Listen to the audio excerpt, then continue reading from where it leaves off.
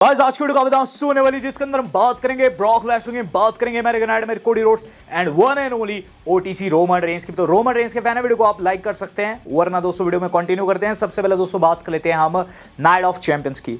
Night of champions दोस्तों अभी के लिए दोस्तों ऑन है और आपको बता दूं बहुत सारे सुपरस्टार्स या फिर कह लीजिए एम्प्लॉयज जो है वो फंस चुके हैं। यस गाइस क्या करके बताया जा रहा है कि इस वक्त बहुत से स्टार जो कि पहले पहुंच गए थे वो कतर में फंस चुके हैं, क्योंकि दोस्तों वहां टेम्पररी एयर स्पेस शटडाउन है। बहुत सारी एयरलाइन जो है उनके ऑपरेशंस बंद हो चुके हैं क्योंकि एक वॉर की सिचुएशन बनी हुई है।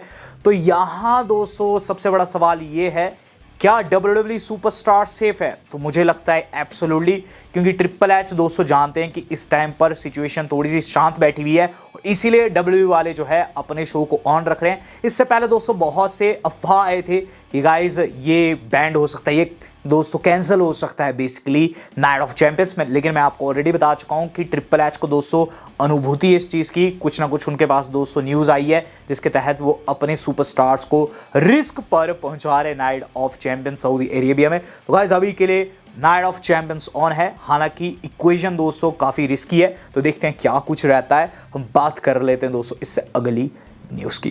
तो इससे अगली न्यूज़ आज के हमारे जुड़े दोस्तों अमेरिकन नाइटमेयर कोडी रोड्स के हील टर्न से। तो कोडी रोड्स क्या चीज़ कहते हैं? कोडी रोड्स से दोस्तों हाल फिलहाल में सवाल पूछा जाता है। सवाल ये था, आप अपने हील टर्न पर क्या टिप्पणी करना चाहेंगे? आपका बेबी फेस रन जो है काफ़ी स्मूथ चल रहा है।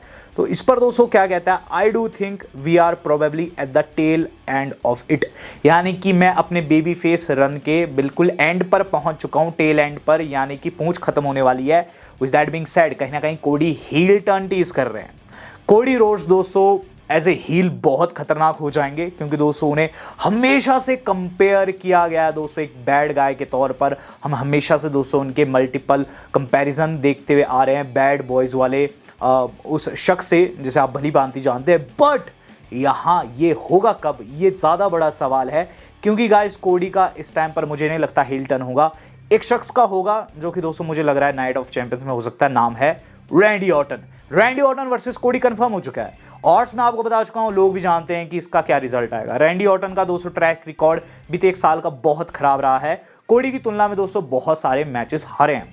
इसका मतलब ये भी दोस्तों कि कोडी जो कि उनका चेला है इस बारी नाइट ऑफ चैंपियंस में उन्हें हरा देगा।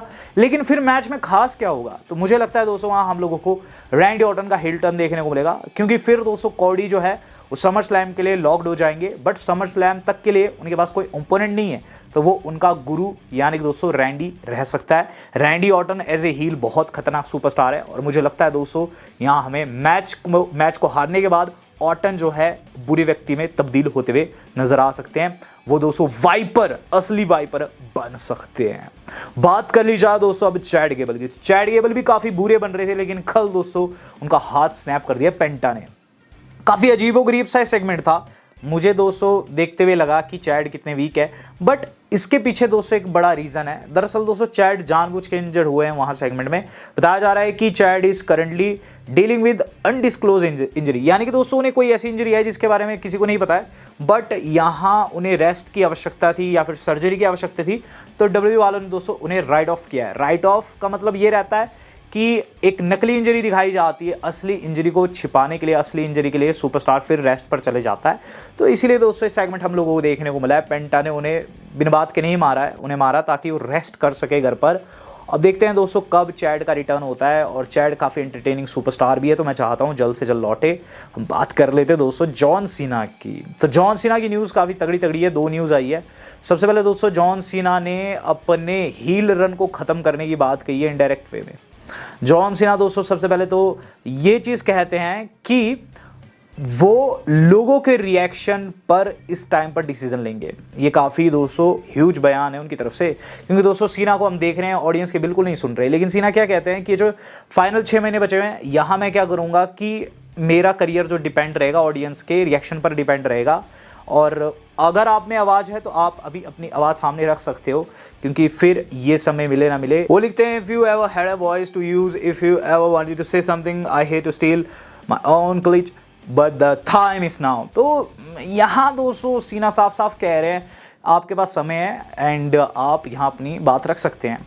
यहाँ दोस्तों मैं आपको बता दूँ, सीना जो है end of the day face में कन्वर्ट होंगे ही होंगे, ऐसा नहीं होगा कि हील वो रिटायर होने वाले, लेकिन ऑडियंस को मौका दे रहे हैं। अगर ऑडियंस उन्हें तब्दील करना चाहती है बेबी फेस में तो यहाँ उनके पास मौका है। और सीना का दोस्तों जो पाइप बॉम्ब के बाद से दोस्तों अब लोग उन्हें सपोर्ट भी करने लग रहे हैं, तो देखते हैं क्या कुछ रहता है। इसके अलावा सीना ने एक और चीज़ कही है कि उन्हें एक्टिंग से ज़्यादा रेसलिंग पसंद है, जो कि गाइज हम कह सकते हैं साफ पता भी चल रहा है। इस साल की शुरुआत में लगा था कि इतना रेसल वो नहीं करेंगे, लेकिन गाइज अब वो स्मैकडाउन में भी अपीयर हो रहे हैं, उनके दोस्तों हमें मैचेस भी देखने को मिल रहे हैं टाइम टू टाइम। तो सीना दोस्तों काफ़ी अच्छे से दोस्तों अब आ चुके हैं ट्रैक के ऊपर और टूर काफ़ी अच्छा जा रहा है। अब हम बात कर लेते हैं दोस्तों इससे अगली न्यूज़ की।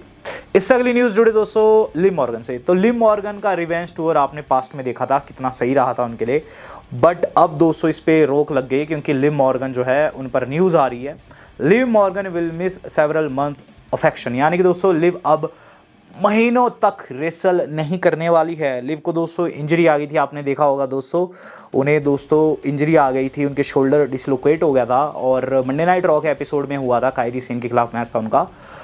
बट अब ऐसा क्यों है कि गाइज वो मंथ्स मिस करने वाली, तो शायद से उनकी सर्जरी होने वाली है। और गाइज ऐसे में अब बात कर ली जाए होल स्टोरी लाइन की, तो स्टोरी लाइन कैसे खेलेगी उस पर भी न्यूज़ आ गई है। गाइज बताया जा रहा है रॉक्सन पेरेज जो है वो जल्द लिव को रिप्लेस करते हुए नजर आएगी। बताया जा रहा है कि रैक्वल जो है उनके साथ वो टीम बनाने वाली है और लिव का टाइटल वो उठाने वाली है। यानी कि दोस्तों ये जो पूरी की पूरी स्टोरी लाइन है ये कुछ ऐसी जाएगी जैसे कि दोस्तों हमने पास्ट में देखी थी रिया लिव के केस में। अब जो स्पॉट था वो दोस्तों लिव का ले लेगी रॉक्सन, और उनका बंदा भी दोस्तों डॉम जो है वो चला जाएगा रॉक्सन के पास में और फिर लिव लौटेगी। तो कह सकते हैं हिस्ट्री खुद को रिपीट कर रही है और WWE वाले दोस्तों फिर से सेम स्टोरी लाइन रन कर रहे हैं। और इस बार ही देखेंगे दोस्तों क्या कुछ रहता है लिव का फ्यूचर, क्योंकि रिया का फ्यूचर उसके बाद काफ़ी ख़राब चला गया था। लिव का करियर काफ़ी डाउन में चला गया था जब से वो लौटी है, और जब से दोस्तों हमें बिना डॉम के देखने को मिल रही है उनके तारे गर्दिश में। हम बात कर लेते हैं दोस्तों इस अगली न्यूज़ की। इससे अगली न्यूज़ जो आज की हमारी जुड़ी हुई है वो जुड़ी हुई है दोस्तों हमारे अपने ब्रॉक लेसनर से। ब्रॉक लेसनर को दोस्तों कल साफ साफ मेंशन किया गया मंडे नाइट रॉ में। इसके पीछे दोस्तों 2-3 रीज़न हो सकते हैं। सबसे पहला रीज़न तो है कि ब्रॉक लेसनर को होमाज दिया है कोडी रोड्स ने। कोडी रोड्स एंड लेसनर बहुत अच्छे दोस्त रहे हैं, हालांकि राइवलरी इनकी काफ़ी इंटेंस थी, लेकिन एंड ऑफ द डे काफ़ी दोस्त बन गए थे। दूसरा रीज़न जो कि स्पोर्ट्स कीड़ा वालों ने दिया है वो ये कि मे बी ब्रॉक लेसनर लौटने वाले हैं और इसलिए माइकल कोल ने उनका नेम ड्रॉप किया कल की रॉ में। अगर ऐसा है तो गाइज मैं बहुत ज़्यादा खुश होऊंगा, क्योंकि लेसनर दोस्तों एक ऐसा वॉइड पूरा कर सकते हैं जो कि इस वक्त WWE के अंदर बना हुआ है, वो है एक मॉन्स्टर का। तीसरा रीज़न दोस्तों स्पोर्ट्स कीड़ा वाले देते हैं, it could be Cody Rhodes new finishing move. तो कोडी रोड्स का दोस्तों ये न्यू फिनिशिंग मूव हो सकता है, क्योंकि हम देख रहे हैं कि सुपरस्टार जो है वो उन सुपरस्टार से मूव सेट ले रहे हैं जो कि उनके काफ़ी तगड़े ओपोनेंट थे। फॉर एग्जांपल जे ने दोस्तों स्पेयर ले लिया रोमन रेंज से, तो कोडी भी दोस्तों ब्रॉक लेसनर से किमोरा लॉक ले सकते हैं। कल दोस्तों उन्होंने लेसनर के जैसे किमोरा लॉक लगाया था और इसीलिए दोस्तों माइकल कोल को नेम ड्रॉप करना पड़ गया। तो देखते हैं क्या कुछ रहता है, लेकिन हाँ लेसनर का नाम फिर से WWE के गलियारों में गूंज रहा है, जो कि काफ़ी अच्छी न्यूज़ है। बात कर लेते हैं दोस्तों इससे अगली बड़ी अपडेट की। तो इससे अगली न्यूज़ आज के बाद जुड़ी हुई है वो जुड़ी हुई है दोस्तों सैथ रॉलिंस के फैक्शन के 4th मेंबर से। तो 3 मेंबर ऑलरेडी इसमें है, सैथ है, ब्रेकर है, रीड है। लेकिन गाइज जो हमारे अपने इथन पेज है आज उनका इंटरव्यू हुआ, वो क्या कहते हैं कि CM पंक ओज अ रिसीट। CM पंक के ऊपर मेरा कर्जा है जिसे मैं जल्द चुकाऊंगा, ये चीज़ कही इथन पेज ने इस इंटरव्यू में। ऐसा वो इसलिए कहते हैं क्योंकि शायद से CM पंक ने NXT में उन्हें टाइटल लूज़ कराया था और AEW में भी कुछ इनका दोस्तों फंडा था, तो इसीलिए दोस्तों इथन पेज ने ऐसा कहा है। इससे पहले वो रूमर्ड रहे हैं, आपको बता दूं, सैथ रॉलिंस की टीम को ज्वाइन करने के लिए। तो हो सकता है गाइस नाइट ऑफ चैंपियंस में हमें कुछ ऐसा देखने को मिले जो कि हम बिल्कुल भी एक्सपेक्ट नहीं कर रहे हैं। इथन पेज जाकर दोस्तों रॉलिंस की टीम को ज्वाइन कर सकते हैं। गाइस बात कर ली जाए अब आज की अपनी सेकंड लास्ट न्यूज़ की। सेकंड लास्ट न्यूज़ जो आज के हमारे जुड़ी दोस्तों सैथ रॉलिंस की टीम के न्यू नेम से, या फिर कह लीजिए उनके एडवाइज़र के न्यू नेम से। तो इस वक्त दोस्तों डब्ल्यू वालों ने एक नेम ट्रेडमार्क किया है और अभी से कुछ घंटे पहले ट्रेडमार्क किया गया है, और ये ट्रेडमार्क है दोस्तों द ओरेकल का। द ओरेकल दोस्तों एक वर्ड है जो कि रॉलिंस जो है वो यूज़ किए थे पॉल हेमन के लिए कल। जी हाँ दोस्तों, कल की रॉ में उन्होंने ये नेम यूज़ किया अपने वाइज मैन यानी कि पॉल हेमन के लिए, बट हो सकता है उनकी टीम का नाम हो। ओरेकल दोस्तों एक शब्द है और इसके अंतर्गत दोस्तों हम देख भी रहे हैं कि सैथ रॉलिंस बार बार इसका प्रयोग कर रहे हैं। तो यहाँ दोस्तों हो सकता है कि या तो ये पॉल हेमन को दी जाने वाली संज्ञा हो, जैसे कि पॉल हेमन को पहले कहा जाता था एक वकील, और उसके बाद दोस्तों उन्हें कहा गया एक आप कह सकते हैं वाइजमैन, और अब फाइनली दोस्तों उन्हें ओरेकल की संज्ञा दी जा सकती है मेरे हिसाब से। दोस्तों ये पॉल हेमन का ही एक निकनेम रहने वाला, द ओरेकल पॉल हेमन, और मेरे हिसाब से फैक्शन का नाम नहीं रहेगा, फैक्शन का नाम कुछ और रहेगा उनकी। बट जब यहाँ वाइजमैन की बात लग रही तो आप जानते हैं रोमन रेंस के पास कोई भी वाइजमैन नहीं है। रोमन रेंस दोस्तों नए सुपरस्टार्स के साथ लौट सकते हैं, अपनी ब्लड लाइन को फिर से बना सकते हैं, लेकिन सवाल वही का वही रहेगा, उनका वाइजमैन कौन हो सकता है। स्पोर्ट्स कीड़ा में दोस्तों एक आर्टिकल छपा है अभी से कुछ घंटे पहले, जिसके अंतर्गत बताया जा रहा है कि डब्ल्यू वाले डिसीजन ले सकते हैं एक शख्स को लाने का, और वो है Ricky. Yes guys, Ricky Wiseman हो सकते हैं रोमन रेंस के। इसके वजह तर्क क्या दिया जा रहा है, तर्क दिया जा रहा है कि जब 200 ओरेकल जुड़ चुका है रॉलिंस के साथ में, तो एक वाइजमैन की भी आवश्यकता पड़ेगी, क्योंकि आगे जाकर दोस्तों हो सकता है रोमन रेंस जो है वो money in the bank cost करा दे रॉलिंस को, या फिर मनी इन द बैंक के लिए उनसे लड़ाई करे। तो ऐसे में दोस्तों वाइजमैन उनके कॉर्नर पर होना चाहिए एक ऐसा शख्स जो कि दिमागी रूप से सक्षम हो, प्लान्स डेवलप कर सके।